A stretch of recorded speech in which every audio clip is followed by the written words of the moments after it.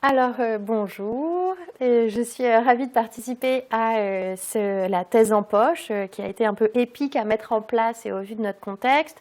De ce fait, je tiens à remercier très chaleureusement Céline Chuiton, qu'on ne voit pas, elle est hors cadre, mais elle est là, et les équipes qui ont rendu cette captation possible, donc dans ce contexte, comme je le disais, qui nous invite à repenser l'accessibilité aux événements scientifiques et culturels. Je remercie aussi Brigitte Diaz, ma directrice de thèse, qui continue de se rendre disponible pour mon travail de recherche. Alors le travail que je vais vous présenter aujourd'hui, c'est donc le résultat de ma thèse en langue et littérature française que j'ai soutenue en décembre 2018 et qui s'intitule, comme vous pouvez le voir, « Les écrivaines journalistes sous la monarchie de Juillet, la presse au service d'une reconnaissance littéraire ».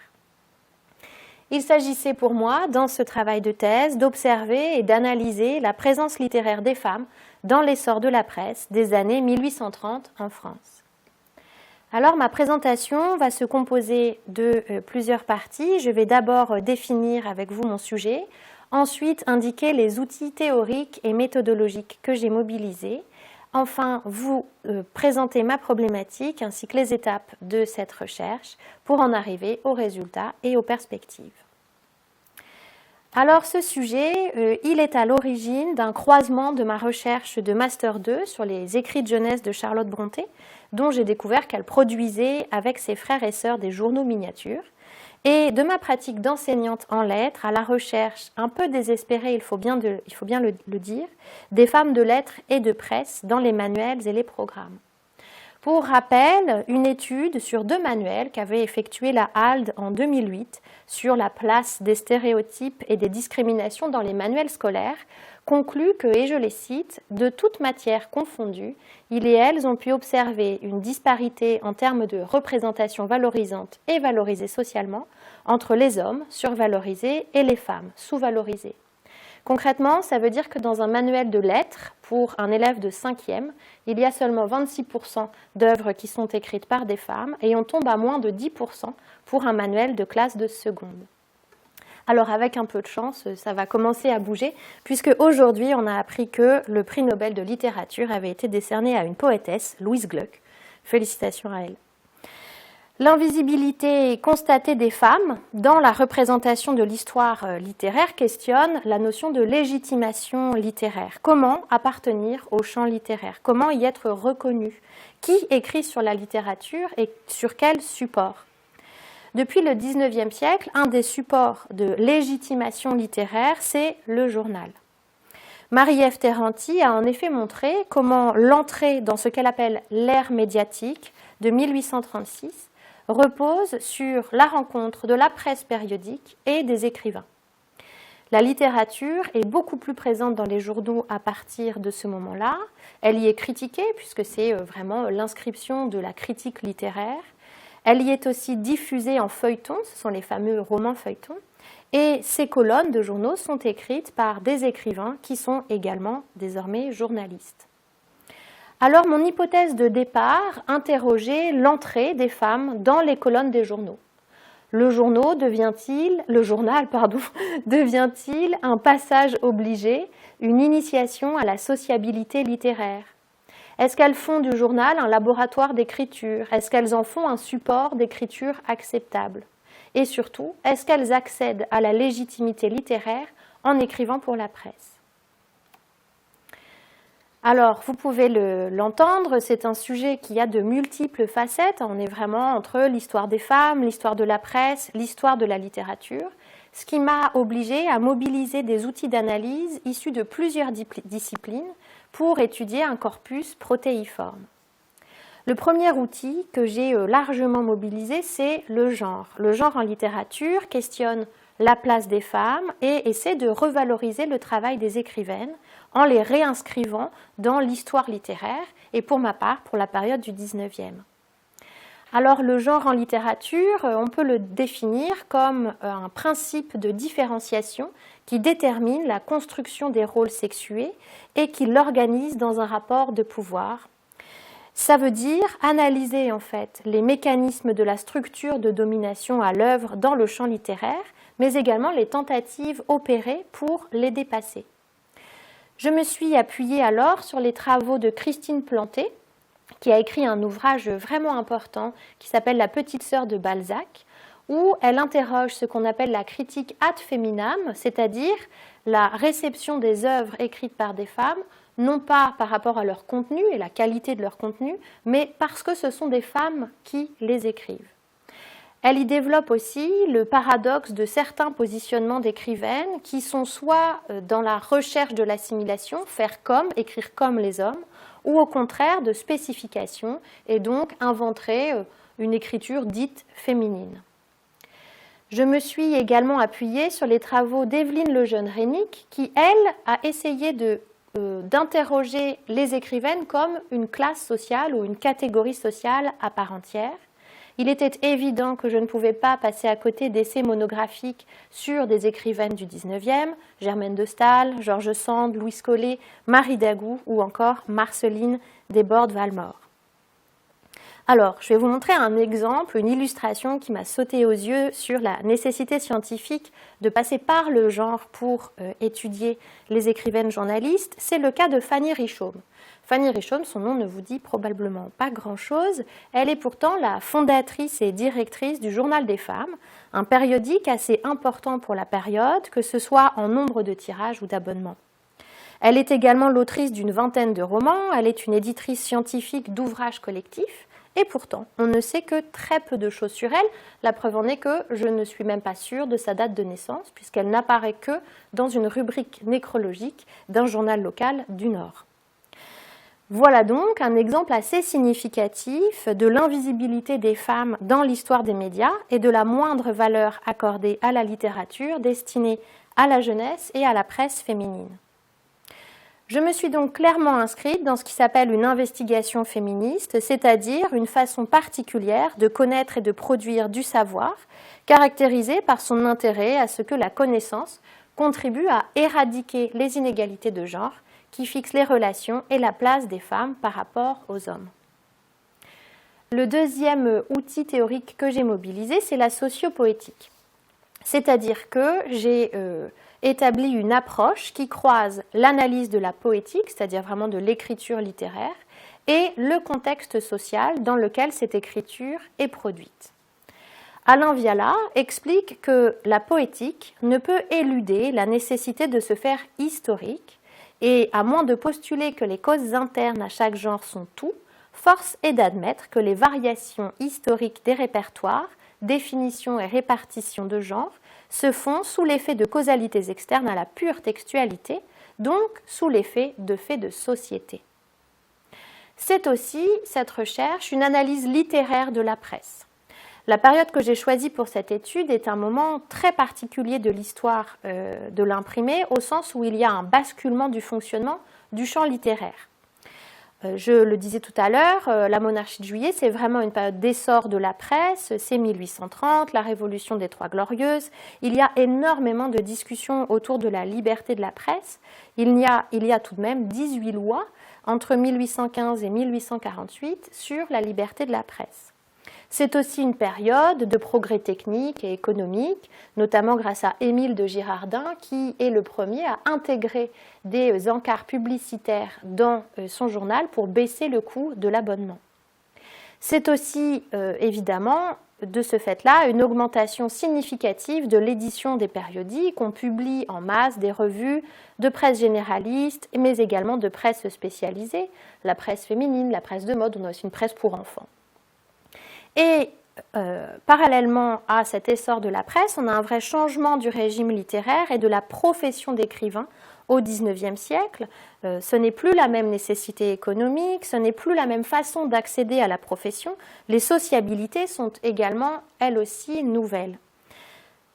Ça influence alors les postures et les écritures possibles des écrivains. Pour cela, j'ai été lire Dominique Khalifa, malheureusement récemment disparu, mais également Guillaume Pinson, Alain Vaillant encore, qui définit, lui, la littérature médiatique comme étant la communication médiatique elle-même, en tant qu'elle est d'un point de vue fonctionnel, une forme spécifiquement et historiquement déterminée de la communication littéraire, ayant pris la suite de la circulation des manuscrits ou de livres imprimés dans la société élitaire du XVIIIe siècle, pour satisfaire les besoins de lecture d'un public aristocratique ou bourgeois de plus en plus nombreux.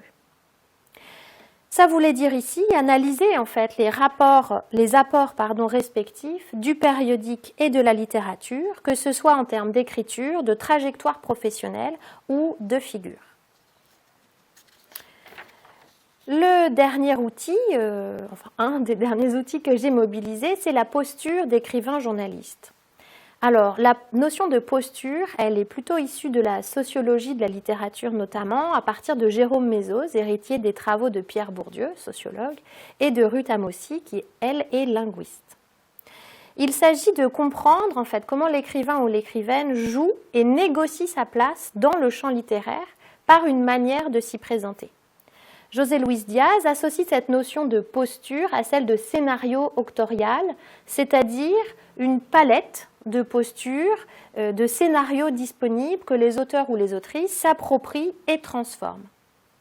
Ainsi, comme l'affirme M. Diaz, si le rôle offert à l'écrivain est choisi dans une liste restreinte d'emplois qui se renouvellent lors des grandes mutations littéraires, et si on considère l'entrée dans l'ère numérique comme un bouleversement du champ littéraire qui fait évoluer les emplois du champ de l'imprimé, alors je pouvais supposer que le choix des postures présentées aux impétrants et autres candidates à la carrière littéraire contient à partir des années 1830 la figure de l'écrivain et de l'écrivaine journaliste. Si on compose donc avec ces différents points, on en arrive à l'établissement d'une problématique. Les femmes de lettres et de presse semblent invisibles aujourd'hui, comme si elles n'avaient pas participé au champ littéraire et médiatique au XIXe siècle. Pour prendre une collection assez classique, une histoire de la littérature française du XIXe, admettons la Henri Mitterrand, sur les 89 auteurs cités, seulement 7 sont des femmes. Et pourtant, leur présence est attestée dès le XIXe, ne serait-ce que pour la critiquer. Des articles, nombreuses fictions sur celles qu'on appelle les femmes auteurs, les bas bleus, existent de Balzac à Barbé d'Aurevilly. Les écrivaines journalistes également sont très connues. Les trajectoires entre presse et littérature de George Sand ou Delphine de Girardin sont analysées dans des articles de presse dès les années 1840. La presse féminine et ses premières journalistes ont également été étudiées en histoire par des essais d'autorité, d'Evelyne Sulro à Laure Adler.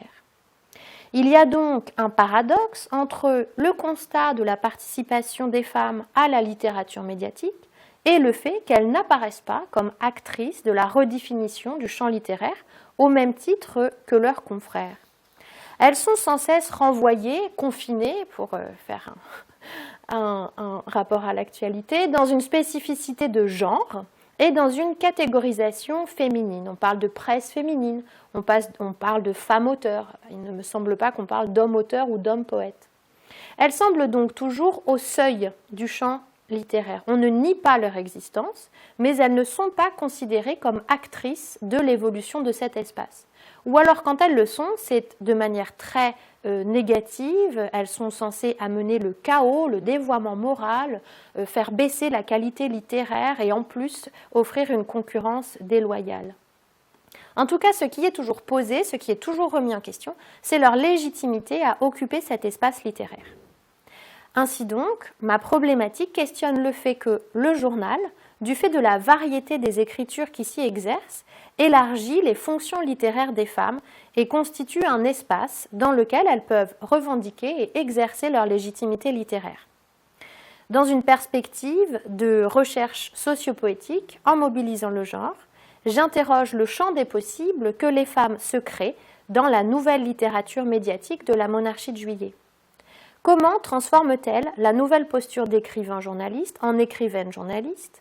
Comment font-elles du journal une antichambre littéraire dans laquelle elles créent des écritures susceptibles de répondre aux procès d'illégitimité qui leur sont faits ?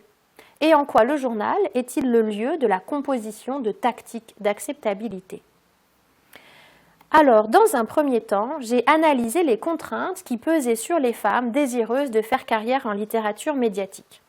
Pour cela, j'ai examiné les caractéristiques des types que sont la femme, l'auteur et la femme auteur pendant la monarchie de Juillet. La femme, est envisagé comme un seul modèle, niant alors la pluralité des subjectivités et des groupes sociaux. Ce modèle s'appuie sur la fonction biologique des femmes, les envisageant d'abord et avant tout comme des corps reproducteurs. Cette fonction biologique est transférée à une fonction sociale. Elle constitue le corps social de la famille à laquelle on les exige tout à fait dévoués. Les textes institutionnels inscrivent ce corset social construit pour les femmes, accordant aux hommes une supériorité légale sur leurs épouses, leurs mères, leurs filles, leurs sœurs. Ce qui devient, avec le secours des discours scientifiques, la norme d'une féminité unique et qui ne s'envisage dans un seul espace, uniquement la sphère privée.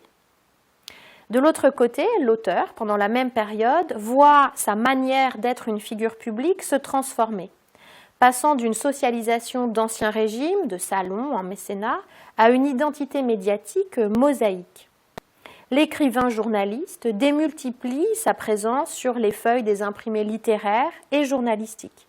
Il doit cependant se soumettre aux nouvelles contraintes de la littérature médiatique. La périodicité des publications rythme désormais son inspiration, ses chapitres entrent dans le nombre des colonnes disponibles, la suite de ses intrigues se conçoit au gré de la satisfaction du lectorat. Et c'est au prix de ce qu'il considère comme une aliénation qu'il se fait un nom et un réseau idéalement complaisant avec ses écrits imprimés en ouvrage. Et entre ces deux modèles, la femme et l'auteur, le trait d'union est affirmé comme inexistant ou contre nature par ceux qui ne veulent pas souffrir la concurrence d'un nouveau contingent au sein du champ de l'imprimé, désormais envisagé comme un marché commercial.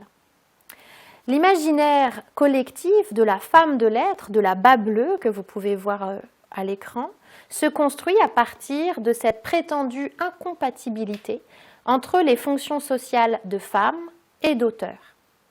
Deux types se dégagent du flot de fiction et d'articles relatifs aux femmes de lettres, le bas bleu, le fameux, et une version monstrueuse, la version monstrueuse d'une femme qui, pour entrer en littérature, se défait de toutes les caractéristiques de pudeur, de grâce, de dévouement exigées du modèle féminin prescrit.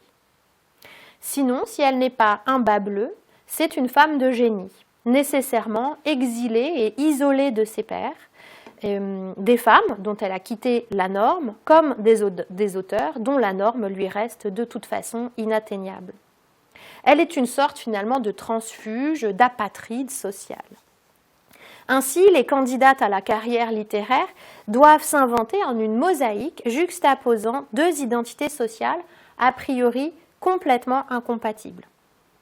Et cette opposition fondamentale, cet oxymore, se rend lisible dans les genres littéraires que les discours critiques cèdent aux femmes à partir d'une tentative de cohérence physiologique. On leur concède en fait des genres littéraires qui se rapprocheraient d'une essence féminine, d'une nature dite féminine. Une sensibilité inhérente à la matrice pourrait s'illustrer dans des écrits spontanés et non destinés à la sphère publique. Ainsi, la ligne de démarcation de genre dans la production littéraire se trace à partir de l'absence de revendication d'intention littéraire. Il s'agit là de transférer au champ littéraire, espace public s'il en est, le cloisonnement des femmes dans l'espace privé. L'épistolaire, le journal intime, en ce qu'ils feignent d'être réservés à un espace privé et domestique, sont acceptables. Le roman, majoritairement reçu comme une forme aux normes incertaines au début du XIXe siècle, est un lieu de la mise en fiction des sentiments des intérieurs bourgeois qu'on laisse alors de bon gré aux femmes. La critique recrée, en somme, avec cette littérature domestique, les frontières d'un espace féminin à l'intérieur ou au seuil du champ littéraire. J'ai ensuite analysé comment l'essor du champ médiatique et sa fusion avec le champ littéraire avait réactualisé cette structure genrée dans ses feuilles. La distinction dans le journal s'opère verticalement. Le haut du journal est un microcosme de la sphère publique. L'analyse politique et l'actualité économique sont deux droits interdites aux femmes. Elles peuvent cependant accéder au feuilleton de par le morcellement et la légèreté des chroniques. Le critère n'est plus l'intention littéraire, mais la prétention d'analyse de l'espace social. La posture d'écrivain journaliste étant cela inenvisagée pour les femmes dont la circulation doit se limiter à la sphère privée. La deuxième partie de mon raisonnement s'est alors penchée sur les productions et les positions des écrivaines de littérature médiatique en partant des contraintes qui leur étaient spécifiques, à savoir comment leur genre et les valeurs qui lui sont associées prédominent sur la réception et sur la reconnaissance de leurs œuvres. L'étude de la fiction, avec 3 romans de l'entrée en littérature de personnages féminins, d'autrices dont on a peu entendu parler, Adélaïde Dufresnoy, Sophie Huliac-Trémadeur ou Caroline Marbouty. L'analyse du discours médiatique extrait du Journal des femmes ou du Petit Courrier des dames, et encore l'examen du discours préfaciel de Delphine de Girardin, m'ont amené à démontrer la pleine conscience que ces écrivaines ont des règles d'écriture paradoxales auxquelles on leur demande de se soumettre, puis à dresser la carte des genres d'écriture disponibles pour les femmes. Le paradoxe repose sur l'impossible reconnaissance littéraire des genres littéraires et médiatiques que l'on concède aux femmes, puisque ce ne sont aucun des genres considérés comme nobles par les détenteurs de l'autorité littéraire. Je parlais du roman tout à l'heure, le cas du roman au XIXe étant cela assez révélateur, puisque si au début du siècle il est plutôt d'une veine sentimentale, il s'oriente après vers une veine plus réaliste et historique. Et en même temps, la noblesse littéraire n'atteint pas le roman sentimental qu'on laisse désormais aux femmes, car on le pense plus cohérent avec leur supposée nature sensible, comme je le disais. On voit bien ici le mécanisme à l'œuvre. Le genre littéraire dans lequel on reconnaît la légitimité des femmes à l'investir est en même temps dévalué. Ce paradoxe à dépasser pour atteindre la reconnaissance littéraire m'a amené à envisager les écritures littéraires et médiatiques des femmes comme des tactiques d'acceptabilité. J'ai distingué ce terme de la stratégie à partir de Michel de Certeau, dont je vous ai mis ici la référence, dans la mesure où la stratégie est la tentative de conservation du pouvoir, ici la légitimité et l'autorité littéraire. Les femmes, dans les discours critiques, ne la détiennent pas, mais tentent, notamment par le biais du journal, de l'atteindre. La notion d'acceptabilité est de l'ordre de la tactique. Quelle écriture et posture adopter pour s'éviter le rejet total, pour être accepté en tant que membre du personnel littéraire et médiatique? George Sand et Flora Tristan, écrivant dans des journaux généralistes et des revues, sont des membres reconnus de leur temps comme appartenant à la caste littéraire, et elles m'ont alors offert 2 illustrations de trajectoires tactiques entre presse et littérature. J'ai pu analyser comment la pseudandrie, c'est-à-dire le fait de, pour une femme, prendre un pseudonyme masculin, et le travestissement de George Sand opèrent comme modèle pour de nombreuses autres femmes, et comment Flora Tristan démontre une adaptation d'écriture en fonction du support, se fondant en une sorte de caméléon qui sait se servir d'un journal comme d'un outil de promotion pour mieux, de l'autre côté, laisser ses idées se déployer dans les ouvrages publiés. Toutes les deux offrent alors une adaptation aux normes de genre et d'écriture, ce que j'ai considéré comme une technique disponible et intégrée par d'autres rédactrices, notamment de presse féminine. Delphine de Girardin, elle aussi écrivaine journaliste reconnue de son temps, use de ces 2 techniques identifiées entre le feuilleton en presse généraliste sous pseudonyme et les romans et pièces publiés. Elle joue avec les normes d'écriture genrée. Elle prétend s'y soumettre et les relayer, ne serait-ce que par la rubrique dans laquelle elle s'inscrit, la chronique de mode, et également l'absence prétendue de revendication d'ambition littéraire, tout en les distordant, en intégrant de nombreux commentaires politiques dans ses chroniques et en s'y définissant comme un mémorien. Le plus fascinant est qu'elle n'hésite pas à donner à lire sa tactique dans sa chronique, et je la cite, « son secret pour neutraliser la loi salique sans jamais paraître l'enfreindre ». Le choix de ces études dans le 2e temps de ma recherche s'explique par le fait qu'elles analysent les compositions possibles avec les normes de genre dans la presse généraliste et les revues, établies par des femmes dont la reconnaissance littéraire de leur temps est établie, et ce, malgré les critiques misogynes essuyées. Ces 3 écrivaines journalistes constituent des modèles et construisent cette position dans le champ littéraire et médiatique. Elles le sont d'autant plus que leurs écrits participent pleinement à la redéfinition même du champ. Flora Tristan pour le reportage, Delphine de Girardin pour la chronique. Enfin, j'ai analysé la presse féminine comme l'espace même de la tactique d'acceptabilité, en ce qu'elle ne concurrence pas frontalement la domination du champ par les hommes, mais qu'elle reçoit à la fois des productions littéraires et des articles discutant l'activité littéraire des femmes. Les journaux féminins, du fait de cette spécialité affichée, m'apparaissaient comme des lieux où il devenait possible d'élaborer des postures et des écritures émancipées des contraintes de genre analysées dans la presse généraliste et les revues, un peu comme le lieu de l'agentivité de Butler. Et cela se vérifie en partie. Les journaux analysés, s'inscrivant dans les exigences médiatiques du temps, proposent un contenu littéraire en grande partie rédigé par des femmes. C'est aussi un lieu où se construit un réseau d'entraide. Les journaux féminins, du fait de cette et où le statut des écrivaines est interrogé par celle-là même qui le traverse. C'est encore dans ces colonnes que l'on peut lire les mises en avant de figures d'autorité littéraire féminine du passé comme du présent, ainsi que la remise en question ou la nuance de la caricature de la figure du bas bleu. Ce qui s'y lit finalement vise la reconnaissance littéraire des femmes.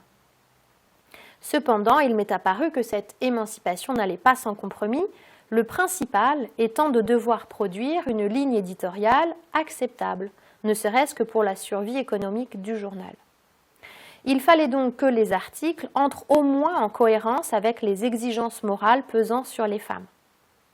L'analyse de la posture de critique littéraire et critique d'art d'Alida de Savignac illustre ce fragile équilibre. Il s'agit pour cette écrivaine journaliste d'adapter à la presse féminine la fonction de critique considérée comme virile du fait de l'autorité qu'elle contient. Il en va de même pour Jeanne-Justine Foucault de Pussy et le modèle féminin du flâneur qu'elle construit. Le rapprochement de l'analyse des postures de ces deux écrivaines journalistes montre qu'elles ont toutes les deux construit ces postures à partir de modèles inenvisageables pour des femmes, en y intégrant les caractéristiques du modèle féminin prescrit. Elles ont toutes les deux revendiqué l'intention morale de leurs écrits. Même si elles affichent une ambition d'éducation morale, tout en évacuant dans le discours toute ambition d'autorité littéraire, elles ne s'en approprient pas moins des postures qui la contiennent en elles-mêmes.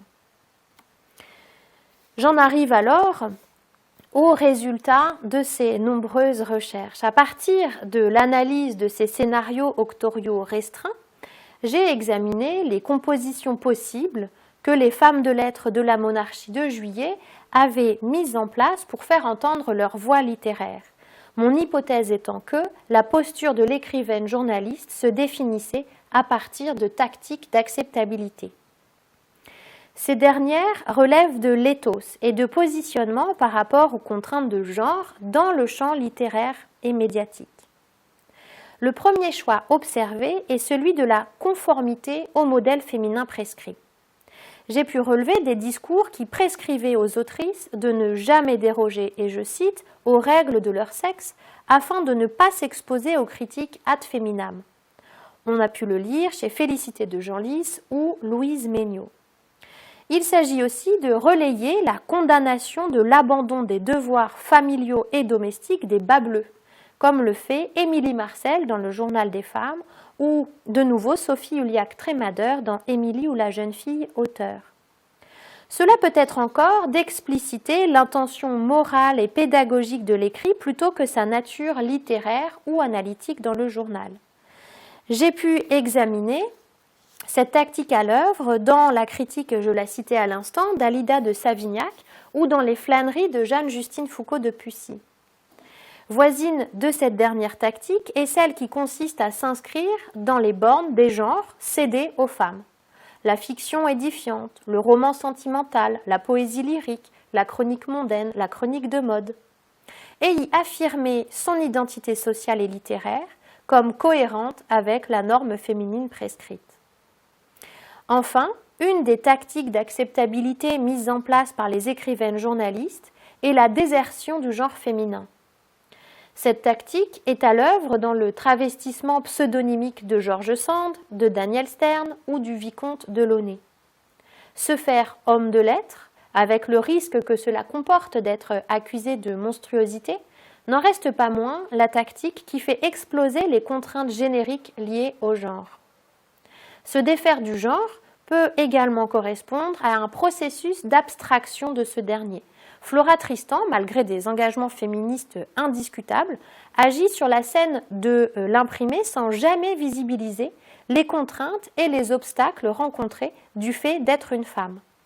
Elle se fait reportrice, romancière et politiste sans chercher à adapter son costume. Les choix d'écriture induits par ces positionnements sont des tactiques rhétoriques. J'ai d'abord pu exposer une rhétorique de la précaution comme autant de déclarations de non-concurrence dans les prospectus des journaux et les discours préfaciels prudents. Cette rhétorique se construit sur l'euphémisation de l'intention littéraire, toujours motivée par un élément extérieur. Ça a été très observé dans les romans de l'initiation littéraire féminine. Elle s'appuie encore sur l'intérêt moral et pédagogique de l'écrit pour les lecteurs et les lectrices. Enfin, elle s'articule autour de la récurrence de la quête de l'assentiment.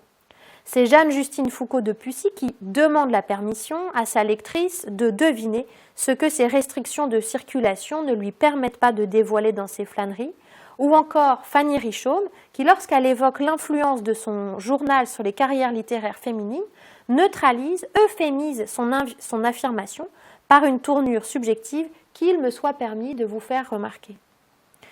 J'ai ensuite analysé la rhétorique du paradoxe à l'œuvre dans les chroniques de Delphine de Girardin.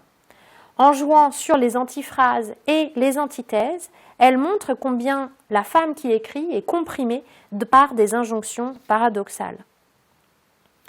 Ce parcours d'analyse m'a amené à la définition des caractéristiques des écrivaines journalistes de la monarchie de Juillet comme une adaptation de la posture de l'écrivain journaliste au féminin. Elle partage avec les écrivains journalistes les topoi liés au support médiatique. Elles construisent leur carrière entre le journal et l'ouvrage imprimé, elles participent à plusieurs périodiques, elles y publient autant d'articles que de chapitres pré-publiés. Flora Tristan, par le travail effectué entre les articles rédigés dans l'Artiste, la Revue de Paris, la Revue des Deux Mondes et les ouvrages publiés, montre comment les écrivaines journalistes aménagent leur carrière entre les deux médias. Ce qui les distingue de leurs confrères est la variété des périodiques qu'elles traversent. Ce sont surtout des journaux féminins et des journaux pour enfants. La carrière d'Alida de Savignac illustre cette spécialisation des rédactions soutenant les carrières des femmes. Leurs écritures se nourrissent des multiples contraintes des deux supports. Elles adoptent l'écriture du reportage pour leurs ouvrages publiés. Elles écrivent de la fiction littéraire adaptée à une diffusion en presse.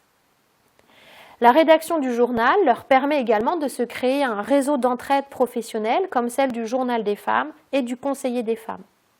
Elles sont aussi critiques vis-à-vis du champ médiatico-littéraire. À la différence de leurs confrères, ce n'est pas tant la marchandisation de l'art littéraire qu'elles dénoncent, plutôt que les normes de genre qu'elles y subissent. D'abord, elles constatent et donnent à voir l'inégalité de traitement subie par les femmes.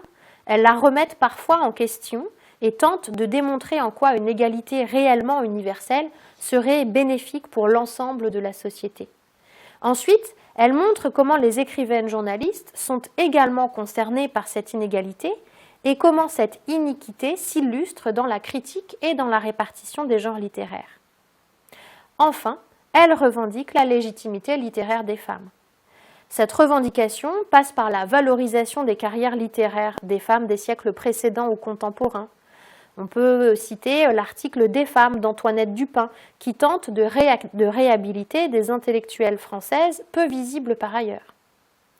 La revendication d'une légitimité littéraire passe aussi par le retournement des critiques ad feminam lorsqu'elles affirment par exemple la pertinence de leur position au seuil de l'histoire. N'être pas dans l'événement historique parce qu'elles sont des femmes leur permet finalement une observation plus distanciée et donc plus objective. Lorsqu'elles affichent également le quotidien auquel on les enferme comme un subtil matériau de création. Ainsi, les écrivaines journalistes trouvent-elles dans l'essor du journal un support professionnel et un espace réflexif sur leur posture littéraire. Alors certes, elles ont à se constituer à partir de prescriptions sociales très fortes. Cependant, de ces contraintes naît une figure de l'androgynie, à la fois masculine par l'espace littéraire qu'elle revendique et féminine en ce qu'elle concède à intérioriser certains codes du genre. Cette hybridité assumée, comme le fait Delphine de Girardin, notamment lorsque, sous le masque du vicomte de Launay, elle délivre sa définition de la tactique de la résignation, n'est-elle pas finalement une solution possible à la mise en échec de la bicatégorisation de genre ? Les résultats de mes recherches ont amené de nouvelles pistes d'études orientées vers le journal comme un espace de réflexion féministe. Comment les questions sociales sont-elles discutées dans la presse féministe ? Le divorce qui reste interdit au XIXe, l'avortement, le corps, le mariage. Comment les femmes s'inscrivent-elles dans une tradition de journal littéraire face au contrôle politique des périodiques, par exemple ? Je reste très curieuse des parcours de ces autrices et journalistes méconnues que j'essaie de mettre en lumière dans des articles, des conférences et dans mes cours sur l'histoire littéraire de la presse pour le DUT Information-Communication. Je travaille également à la publication de ma thèse afin de donner à lire plus largement les résultats de ces recherches. Finalement, la thèse est une étape, un premier jalon dans un parcours de recherche qui, je le crois, ne cessera pas de sitôt de susciter mon enthousiasme. Je vous remercie de votre attention.